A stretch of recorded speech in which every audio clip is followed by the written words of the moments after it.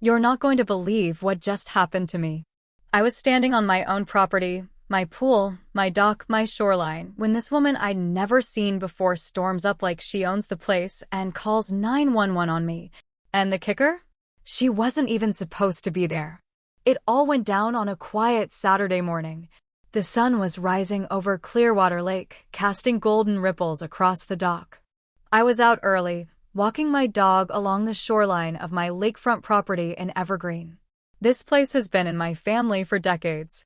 We own the land, the dock, the pool, and yes, even the shoreline itself, rare in Montana, where private shoreline ownership is practically unheard of. Most folks don't realize private shoreline ownership exists, but I've got the documents, the survey, the deed, everything. My grandfather, William Carter, bought this land back when prime lakefront was still affordable. I inherited it last year and have been upgrading it ever since. New dock planks, a better pool filter, you name it. That morning, I'd just finished checking the solar pumps near the dock when I spotted someone near the pool. At first, I thought it might be a neighbor dropping by or someone from the maintenance crew I'd hired to check the system. But no, it was a woman I didn't recognize, strutting around in yoga pants, a sun visor, and that telltale look of someone who thinks the world revolves around her.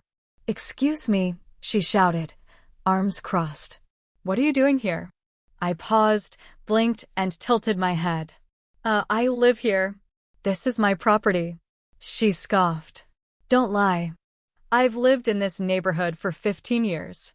I know everyone who belongs here, and I've never seen you." She marched up the steps toward the pool, her sneakers slapping the stone pavers. I was stunned, my brain scrambling to process how someone could barge onto my land and act like I was the intruder. "Ma'am," I said carefully, "this property isn't part of the HOA. It's privately owned. I can show you the deed if you want." "Nice try," she snapped. "All lakefront lots are under the Willow Creek Homeowners Association. That means the pool and dock are shared community amenities, and you can't keep people out." That's when it clicked. I was dealing with an HOA Karen, Margaret Lawson, as I'd later learn, convinced everything in sight belonged to her precious HOA just because she lived nearby. I pulled my phone out to show her the scanned documents, but before I could open the folder, she whipped out her own phone. "You have 10 seconds to leave before I call the police," she threatened. "You're trespassing," I said, stepping forward. "You have no right to be here." That was it. She dialed 911 right in front of me. "Yes, I'm reporting a man trespassing at the community pool. He's acting aggressive and claiming he owns it." I feel threatened. I couldn't believe it. I hadn't raised my voice, hadn't even gestured. But there she was, painting me as the villain. I knew I had to stay calm. These situations can escalate fast, especially with the wrong assumptions. When the police arrived 15 minutes later, they were professional but firm. 2 officers approached as I stood on the dock, arms crossed, while Margaret stood by the pool, gesturing like she was starring in a courtroom drama. "That's him," she said, pointing. "He's the one I told you about." The officer asked for my ID. I handed over my license and calmly explained, "This is my home, my property. I've got the deed, tax records, and a boundary survey on my phone. I can show you everything." The officer nodded. "All right, let's see it." I opened the folder and showed them the PDFs, which clearly stated the property lines and confirmed the pool, dock, and shoreline were all part of my private parcel. The second officer turned to Margaret. "Ma'am, do you have any documentation showing this is HOA property?"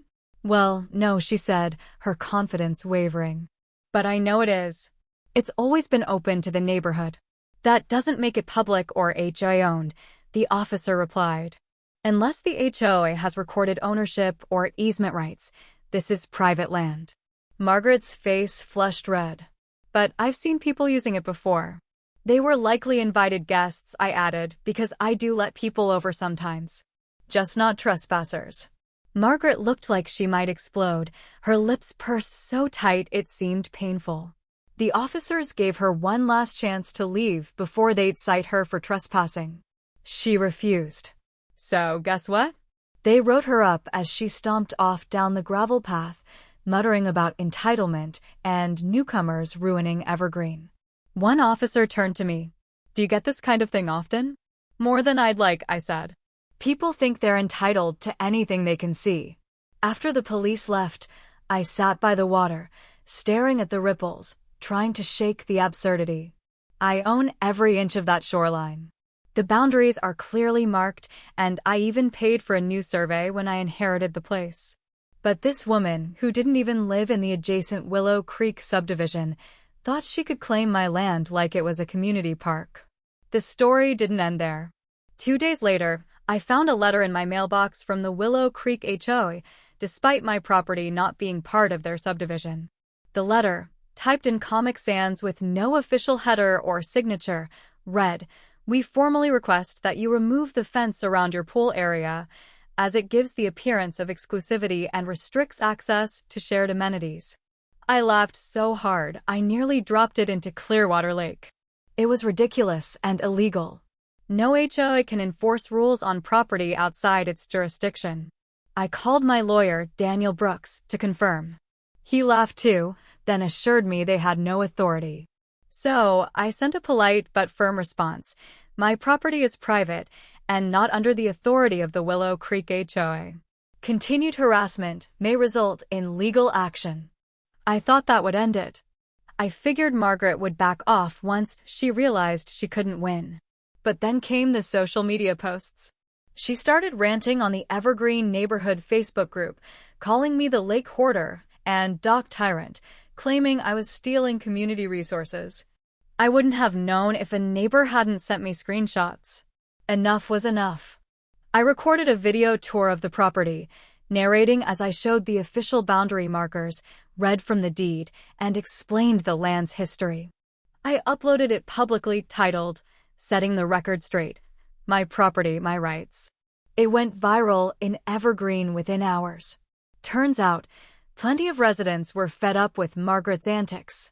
They shared their own stories, nasty notes on their doors for crooked parking, reports for wrong mulch, even trying to ban a dad from letting his kids draw chalk on their own driveway. It was like a dam breaking. Suddenly, I wasn't just the guy with the lake house.